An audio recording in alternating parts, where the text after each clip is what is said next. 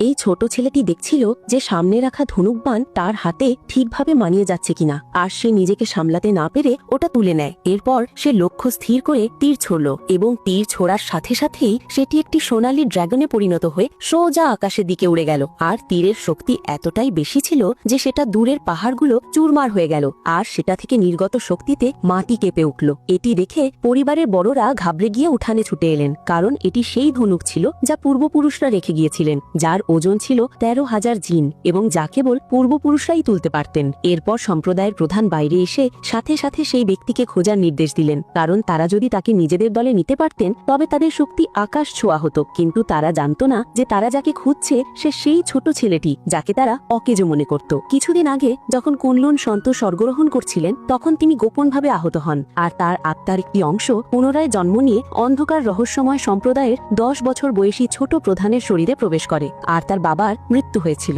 তাই সে তার মা আর ঠাকুরমার সহায়তায় সম্প্রদায়টি চালাচ্ছিল। কিন্তু এক প্রতিদ্বন্দ্বী প্রধান যে এই সম্প্রদায়টি শেষ করতে চাইছিল, সে তার লোকদের নিয়ে মায়ের থেকে অধিকার কেড়ে নিতে আসে। মা মৃত্যুর আগ পর্যন্ত প্রতিরোধ করছিল।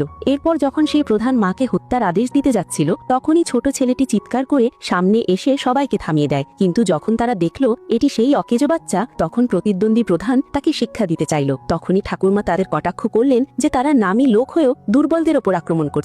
আর প্রতিদ্বন্দ্বী প্রধানের এই কথাটি ঠিক মনে হলো এবং সে একটি নিরপেক্ষ লড়াইয়ের প্রস্তাব দিল। দুই পক্ষ থেকে 3 জন করে শিষ্য পাঠানো হবে। জয়ী পক্ষ উভয় সম্প্রদায়কে মিলিয়ে প্রধান হবে। মায়ের জয়ের আশা ছিল না, কিন্তু সে সাহস করে প্রস্তাবটি মেনে নিল। এরপর লড়াই শুরু হলো। প্রথম পরীক্ষা ছিল লক্ষ্যভেদ, আর এই পরীক্ষায় 60টি উড়ন্ত থালা 3 বারে ছোড়া হবে। প্রতিটি খেলোয়াড় 3টি করে তীর ছুড়বে। যে সবচেয়ে বেশি হিট করবে সে জিতবে। মা প্রথমে গেল, তখন ছেলেটি দেখলো তার শক্তি কম। প্রথম রাউন্ডে সে মাত্র একটি হিট করতে পারল, যেটা দেখে প্রতিদ্বন্দ্বী প্রধানের ছেলে তাকে নিয়ে ঠাট্টা করতে শুরু করলো। এরপর যখন মায়ের হার নিশ্চিত মনে হচ্ছিল তখনই ছেলেটি ঝোপের আড়ালে গিয়ে চিৎকার করলো, ঠিকভাবে পেচ্ছাপ করা যাচ্ছে না, হাওয়া খুব জোরে বইছে, সব উড়িয়ে নিয়ে যাচ্ছে। এটা শুনে মা বুঝতে পারলেন এটি হাওয়ার সাথে যুক্ত একটি চাল। তিনি দিক পরিবর্তন করলেন এবং মোট 9 বার হিট করলেন। তবুও তাকে নিয়ে ঠাট্টা করা হলো এবং বলা হলো যে তার সাথে পরীক্ষায় ঝাড়ুদারও জিতে যেত। এরপর প্রতিদ্বন্দ্বী শিষ্য প্রথম রাউন্ডে 6টি হিট করলো। তখন ছেলেটি চুপিসারে আঙুল নাড়িয়ে তীরের দিক বদলে দিল। শেষ পর্যন্ত সেও মোট 9টি হিট করলো, আর এসব ঠাকুরমা সব দেখছিলেন।